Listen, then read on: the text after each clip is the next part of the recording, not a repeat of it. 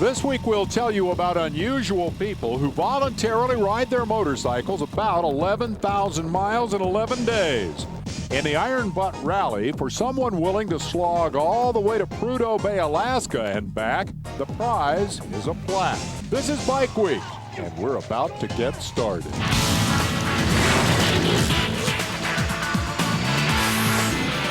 At the Ramada Inn in Huntsville, Alabama, the motorcycle people have taken over, and not just any motorcycle people. Hello, everyone. I'm Dave Despain. Welcome to Bike Week. Let me show you some motorcycles here. I recognize this blue one over here. That belongs to Peter Hugovan. He is twice runner-up in the event that has brought us to Huntsville in the first place, the Iron Butt Rally. These, ladies and gentlemen, are very, very serious pieces of equipment designed for a bit of motorcycle masochism. 110 riders are going to leave here in the morning and head out on 11 days of two-wheel self-inflicted torture known as the Iron Butt Rally. Now, to get a sense of what Iron Butt is like, Bike Week set out to do 1,000-mile day. Larry Myers, less than Iron Butt, was very sore, and he rode half his 1,000 miles in a van.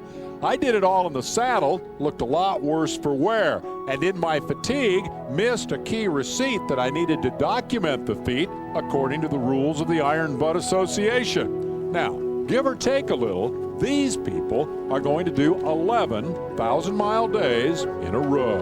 You want to balance, the rest periods with keep going on the bike. You don't want to get overly fatigued or anything like that. You want it to be safe. But yeah, it's tougher than your average Sunday poker run. Now that's a masterpiece of understatement. This year's biennial running of the Iron Butt went from Huntsville, Alabama to checkpoints in Pomona, California, then all the way up to Sunnyside, Washington, back across the country to Maine, and then returning to Huntsville. And who in the world would want to do all that? If I had to sum it up, I would say it's people that love to live life and have a they want to do something interesting and unusual. They're adventuresome. But the Iron Butt adventure is so much more than a perimeter ride. For example, in a previous Iron Butt, the riders had 3 days or so to go from Washington to Maine, but it paid thousands of bonus points if they went by way of Plano, Texas. And bonus points are the key to Iron Butt, turning the mother of all endurance rides into a fascinating chess game. Really love the strategies. I've spent 2 years working out the various areas and places people are going to go. He willingly answers to the nickname Evil Lord Kneebone. If Iron Butt is a chess game, Mike Kneebone is the sadistic Grand Master. His game board stretches coast to coast and border to border. The Iron Butt is a mind game while you're playing it, while you're preparing for it, and after it's over. And the person that thinks the best usually scores the best. There's no advantage to getting any place first. If you show up at the checkpoint 3 hours before anybody else, that's all you did was show up 3 hours early. If you were thinking, you would probably be out there scooping up some points. I'm trying to think 2 or 3 bonuses ahead. When I get to this next bonus, what information do I need to get when I get there? And then what direction am I leaving when where am I going from there? I want to be thinking a couple moves down the road. You really spend a lot of time just trying to think, how can you make somebody miserable? Now that's the attitude I want to see in a man whose job it is to make the Iron Butt tough. For example, Kneebone thinks nothing of running his troops way south en route north. And this year, he's thinking way north. This year, the real shock, though, is Prudhoe Bay, which is on the very northwest tip of Alaska. Which is physically impossible for anybody to get to. Tuesday, the high is predicted to be 39, the low 32, with showers. Prudhoe Bay, if you were to ride there, would be 8,000 miles in 114 hours. Everybody in that room is wondering how I can possibly throw it out there. I've been putting it out there in letters for 2 years. And the answer is that we're about to tell them that they can just go to Prudhoe Bay and come back here. It's thinking out of the box. This is what the Iron Butt's all about. This is what makes it fun, is you got to think. Out of the box indeed. Kneebone is telling these people they can skip all the other checkpoints, make it to Prudhoe Bay and back in 11 days, and collect 500,000 points. It's an all-conquering bonus. Or is it? Please also be warned that on other legs of the rally, there are equally remote bonuses that either individually or when combined, will pay more points than the following Alaska bonuses. So I need to decide if I want to take a chance on what will happen in the future in the next 11 days, or do I want to take this?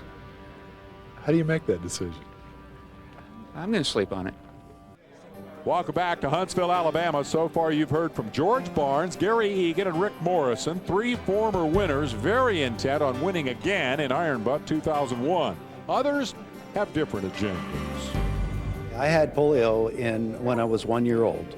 I was actually 9 months old. And 50 years later, I decided, actually virtually the anniversary of that, I decided I was going to start doing marathon motorcycle riding. And for a specific cause, and that's for Rotary International's program called Polio Plus. Polio Plus is the immunization of the entire world and the elimination of polio from the entire world by the year 2005. I am riding a 2001 Ural. How do other people react when they hear that news? Well, I get quite a bit of ribbing, but I give it right back so I can take it. And I've put a lot of miles on Urals, and things go wrong. I know what to do to fix it, and I have every intention of finishing the rally. Now those riding to win this thing load their tank bags with power bars and energy drinks. Then there's California lawyer Leonard Aaron. Red licorice and beef jerky. If you look at my saddlebag, we got turkey jerky, we got beef jerky. We're going to live on jerky and licorice from here to LA and probably thereafter. But it's not Leonard's diet that makes him our sentimental favorite. It's his 4th attempt to complete the Iron Butt on a 1946 Indian Chief. My goal is to finish. I'm not competing with the other riders for point totals. All I really want to do is get this motorcycle to finish. It would then be the first Indian motorcycle to finish the rally. That would make me perfectly happy. I'm out here having fun, and I am truly having fun. Attaboy, Leonard. And while he simply hopes to hit the 4 corner checkpoints, others have spent the night contemplating that mind-boggling Prudhoe Bay bonus. And some are still playing at KG. I'm heading north. North. The Great White North. No, just north. We'll just leave it at that at this point. This is a escape from civilization rally. I think it might get cold on my trip. North. Not exactly sure, but looks like right now I'm headed north. I'm going to play it by ear, see what I do as I get up there with the weather and everything. And with that, it's time to get started. Leonard, are we going to get it started? This is a bad sign. Now, those with more up-to-date iron depart without incident en route to whatever Iron Butt 2001 may bring them. This truly is one of the last great motorcycle adventures. And yes, even the 46 Chief will give it a shot. Slow to start, Leonard Aaron was last to leave Huntsville, Alabama. Ah, yes, indeed. Welcome to Southern California traffic. A trip that would take most of us a week, the Iron Butt entrants have accomplished in a little over 2 days. Now, there's a bonus for getting some sleep. Despite the rally's challenging nature, safety is a primary concern for Iron Butt organizers. Everybody looks pretty fresh. About the only thing that I can see that's bothering anybody is the heat coming across the desert. That seems to be sapping a few people, but other than that, everybody looks really good, real good. Right now we have 17 people headed to Alaska. They do not have to come to checkpoints like this, they just have to return to Huntsville, Alabama. Among the riders that don't believe that anyone will make 500 miles of dirt road in rain and potentially snow, the leaders are George Barnes, Russell Steffen, and Mark Kecker. Now, don't be confused. These are not Iron Butt riders. No way our camera crews could keep up with them. But this is the road to Prudhoe Bay. Compliments of Daniel Cohen, who rode there last year and shot these pictures.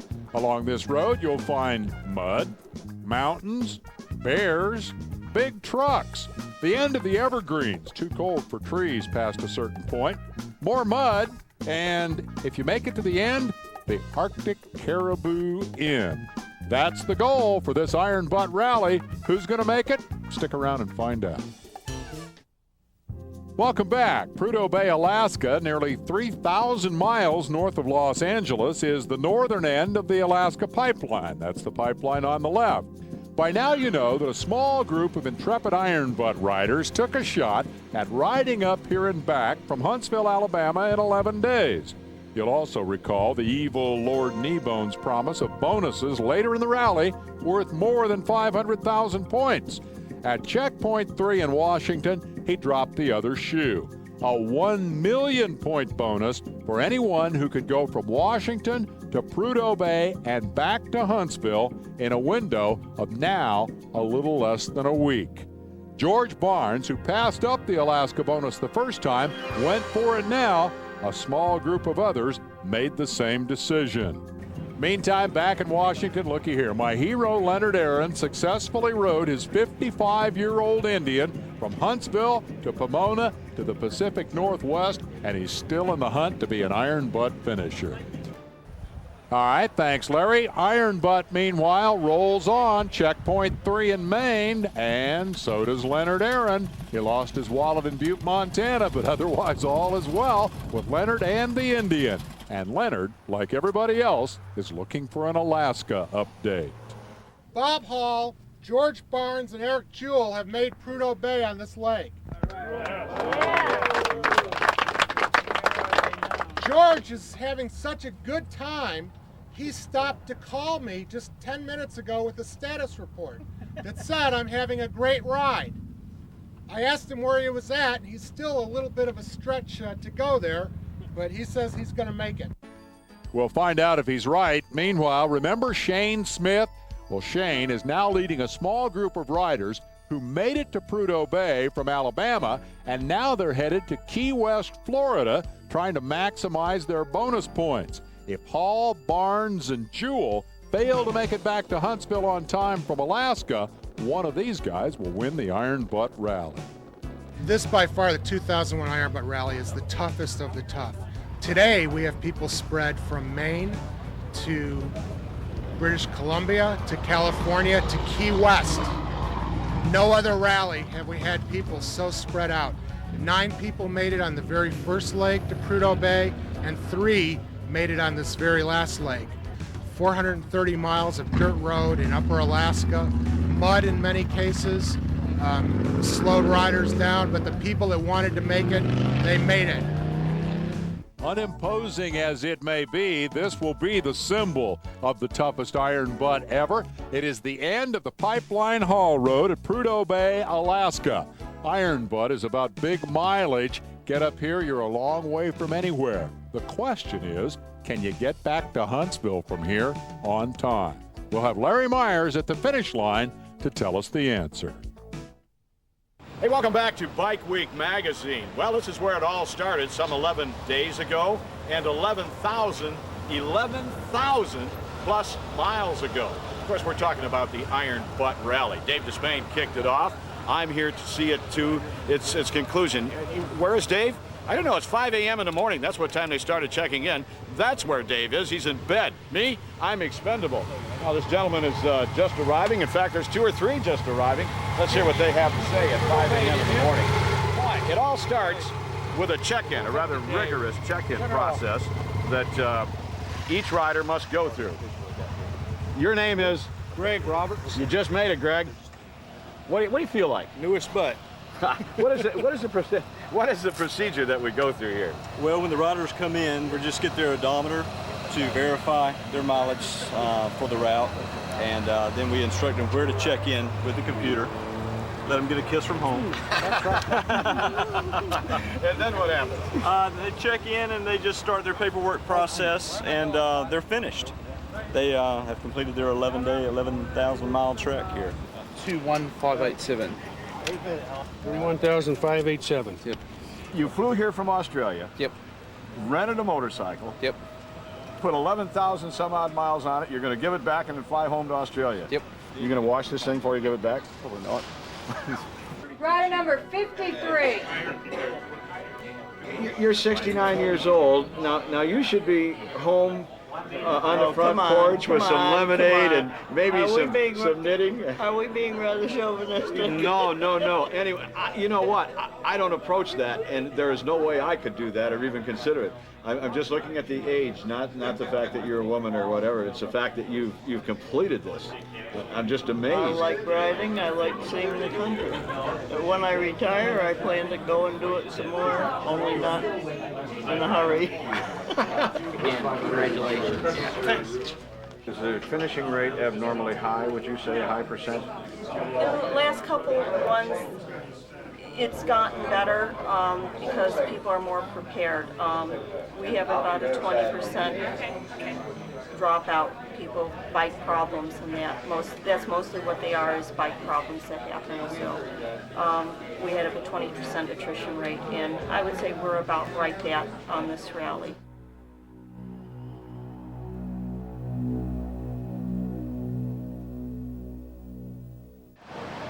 Well, in about 30 seconds, it'll be 10 o'clock.